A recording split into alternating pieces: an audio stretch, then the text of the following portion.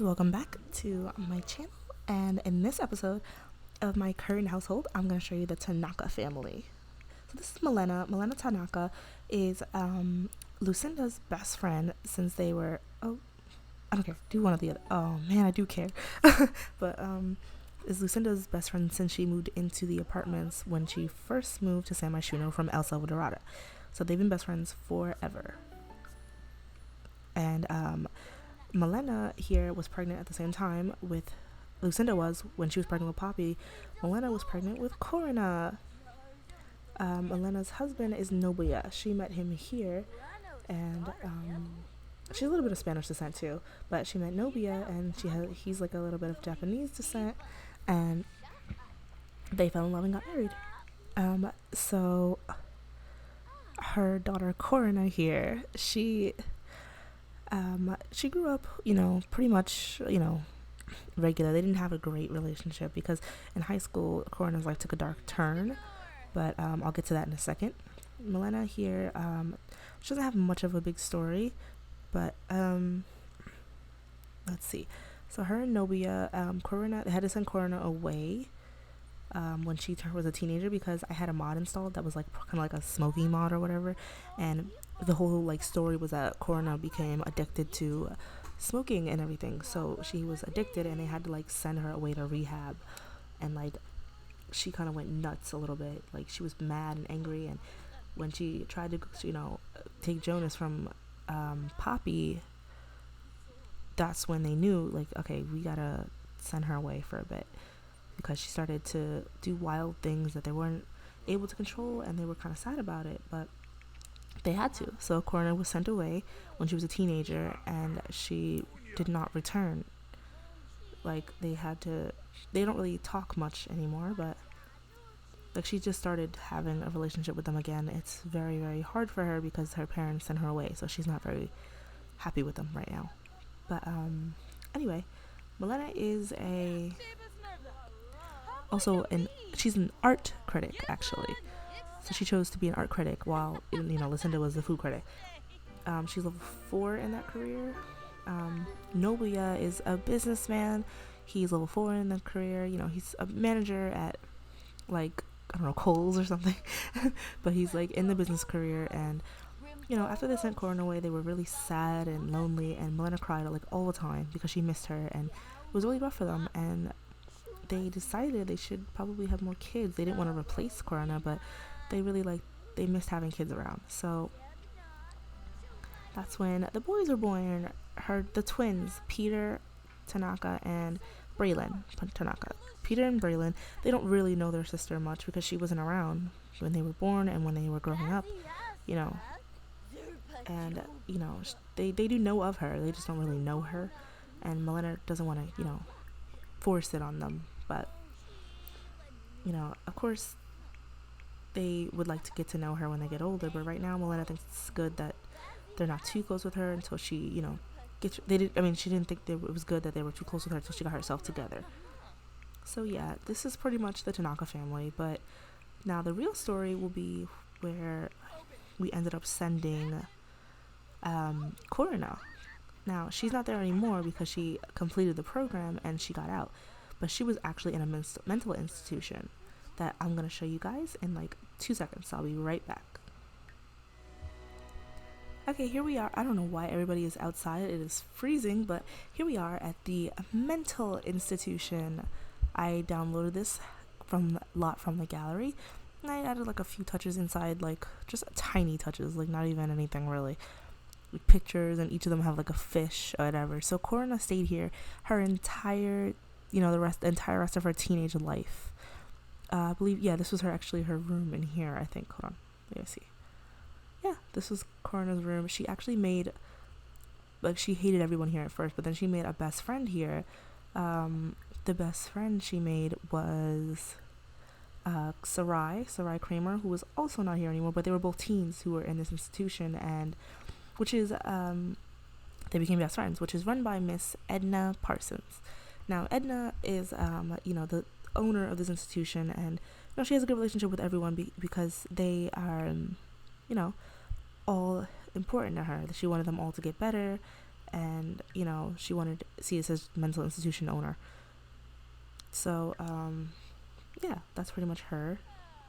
And then there's the chef, Carly Aravello bleh. But she's pretty much the chef here. She cooks for everybody. She doesn't really have a relationship with much of them, like except for Miss Edna. She's very close with Miss Edna because Miss Edna gave her a job and a home at the same time. So she's an aspiring chef that she works for them here in the kitchen. We have one of the patients, who is Kitty Manello, who, if you can guess, she thinks she's a cat. So it's great. She's a sweet woman that thinks she's just a cat, and she loves cats, and she talks to herself, and she's just great. Then we have Cleo Hansen. Cleo, if I'm not mistaken, actually no, let me go all the way back. Kitty, I'm going to read you Kitty's traits. I forgot to read the Tanaka traits. I'll go back and do that. So Kitty is erratic, clumsy, and a cat lover, if you couldn't guess. But now to Cleo is erratic, childish, and a goofball. Pretty much Cleo is just kind of like a crazy, like she's just a little bit crazy. Like she believes they're supposed to actually be in their mental institute clothing. I don't know, but they were outside, so they kind of weren't. But this was like their like dress that they had to wear here, because this was their uniform they had to wear all the time. So instead of like straight jackets, they wear like this stuff. But Cleo, I kind of forgot what I made Cleo's story was. That's Kitty's room. Like they each have a room in here somewhere. Oh, this is her. She wants to be a comedian, but she's like a little crazy, and she thinks some things are funny that are not funny at all. And then everyone, she was ended up being sent here because she needed to not be so childish. Like she was at her parents' house, and she thought that by my fault. She thought that moving the furniture around, and she was doing really childish things that her parents were worried for, and she was a grown adult, so they sent her here. Anyway, Eden, here's Eden Gray. She's so sweet. Corina made friends with her as well. Eden is a geek, and she's erratic. So Eden likes to let me see, I don't know if this one is Eden's room. I cannot remember. I actually have not played this household in like a month or two now, but it's been a while, so I can't really remember. And I haven't played this part of this household in a while because Corina obviously isn't here anymore, and she was like the big part of this that made this whole thing work.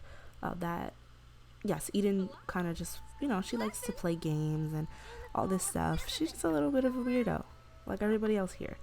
Then we have Kate Weston.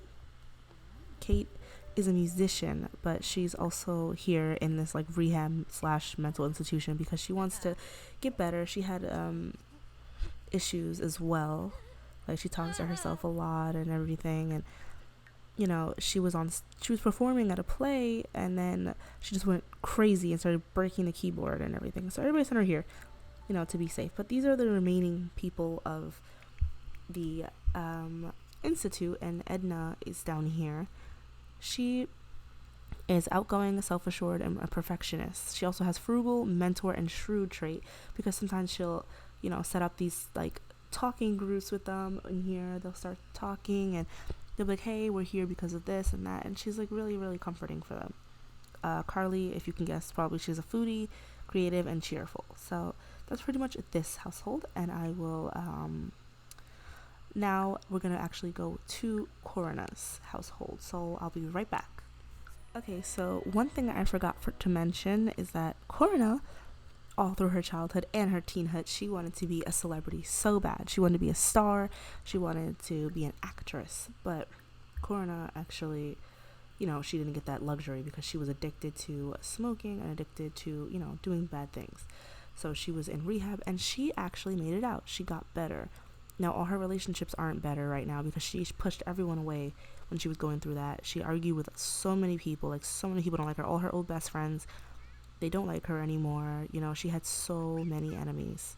So many enemies. And I told you she tried to flirt with Jonas when he was dating her best friend. So there was that. And then she went to the rehab. She's still really close with Miss Edna. She's friends with Eden. She met Mizuki. She's got friends now, like, that she didn't have before because of that issue. Her and Poppy are still not on good terms. Her mom and her talk, sort of. Her dad and her talk, sort of. She doesn't really know her little brothers. But remember I said that there was another girl that was a teenager as well in the institution? Sarai. So Sarai and her ended up, when they both got out of the institution, they ended up getting a house together here in Del Sol Valley. And now Corina, while she was before she was sent to the institution, she met Max, and he was a bad boy. He was perfect for her. She loved him, and they ended up staying together through her time in the institution, and they also moved in together here, and they now have a little girl named Candace Tanaka.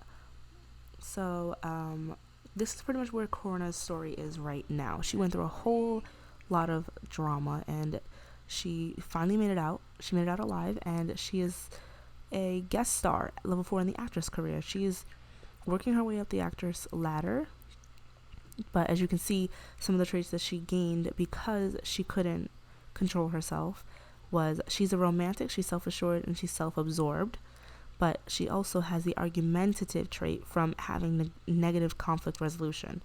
Like, she couldn't stop arguing with other Sims, but she was responsible. She did her homework, but her emotions were uncontrolled because she could not contain herself. She always had meltdowns in public or any other place.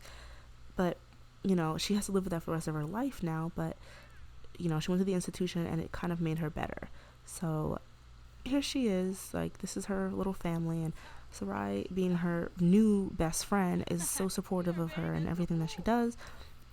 Coming from the institution, all she wanted to do was be a painter. Sarai had her issues as well. She's also erratic, creative, and she's a jealous type. So I don't know what's going to happen here, if she's going to be jealous the fact that, Corina has Max and she has nothing really. But I don't know. Maybe she'll meet someone and she won't be so jealous. But right now, this is where they are, And Max is a pre-made Sim, Villareal or whatever. He's evil, outgoing, and squeamish. So they're pretty much a match made in heaven.